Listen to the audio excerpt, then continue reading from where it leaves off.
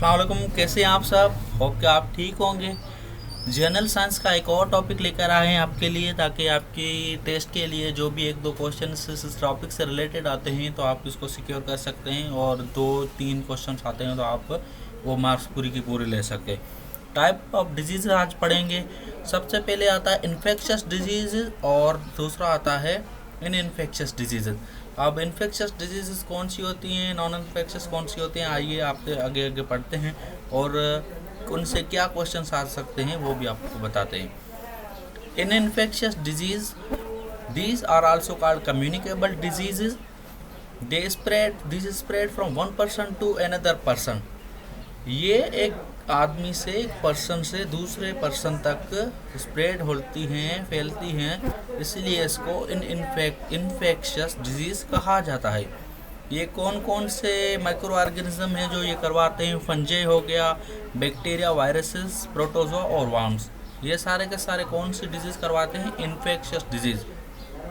अब टेस्ट में आ सकता है कोई भी एक डिजीज़ का नाम दे देते हैं, ये कौन सी डिजीज़ है, तो आपको पता करना होगा इन्फेक्शस है या इन्फेक्शस है। तो आप ये सारा का सारा वीडियो देखेंगे तो आपको अज़्ब खुद क्लियर हो जाएगा। नेक्स्ट स्लाइड पे आते हैं, हाउ दिस स्प्रेड। अब ये फैलती कैसे हैं। व्हेन पेशेंट हो या अफेक्टेड पर्सन हो डू कफ, स्नीज, या वो खांसी करेगा या स्नीज करेगा, higher chances that disease will spread from one person to another. जब कोई बंदा स्नीज करेगा या कफ करेगा तो ज़्यादा से ज़्यादा चांसेस हैं तो ये डिजीज़ एक पर्सन से दूसरे तक जाए, लेकिन वो शर्त है कि वो अफेक्टेड पर्सन ही हो और पेशेंट ही हो। Body fluids of patient are also causable for diseases. Body fluid कौन कौन से, लाइक सलाइवा, सीमन, ब्लड, ये भी बहुत ही नुकसानकार होते हैं अगर अफेक्टेड पर्सन के दूसरे पर्सन में इनरोल हो जाएं तो। ठीक है, कौन कौन से एग्जांपल्स हैं इन्फेक्शस डिजीज़ के। Hepatitis, chickenpox, malaria, cholera, these are the infectious disease. अब क्वेश्चन आ सकता है कि ये कौन सी डिजीज़ है, तो आपका अगर ये वीडियो देखा होगा या आपकी चीज़ें जो पड़ी हुई होगी तो आप ये कवर कर जाएंगे। ठीक है, अगली स्लाइड पे मूव करते हैं। नॉन इन्फेक्शस डिजीज़ नाम से मुराद है तो ये डिजीज़ एक पर्सन से दूसरे पर्सन में नहीं जाएगी, नहीं ट्रांसफ़र होगी।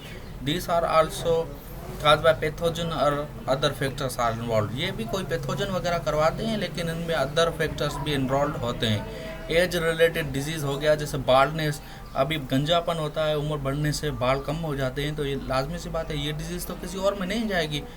वीकनेस ऑफ मेमोरी कम हो जाती है, दिन ब दिन इंसान बड़ा होता जाता है, मेमोरी कमज़ोर हो जाती है। डायबिटीज़ एक होती है, एक हेरिडिटी होती है, एक दूसरी होती है कि एक बंदे ने ज़्यादा शुगर कंज्यूमिंग की, अब उसको शुगर हो गया तो वो अभी ट्रांसफरेबल नहीं है।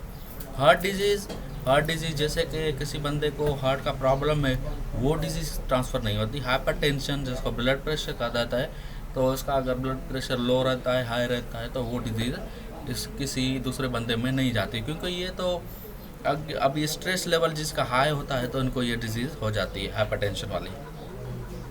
अब कुछ और डिजीज़ होती हैं, जैसे हम आज इसको भी डिस्कस करते हैं, इनसे भी कोई भी कभी यार क्वेश्चन आ जाता है। तो by increase in age cells are getting weak. अब जाहिर से बात है, इंसान जब बड़ा होता है उसके बाद ना बड़ा होना लगता है तो आहिस्ता आहिस्ता सेल जो है वो कमज़ोर होना शुरू हो जाते हैं।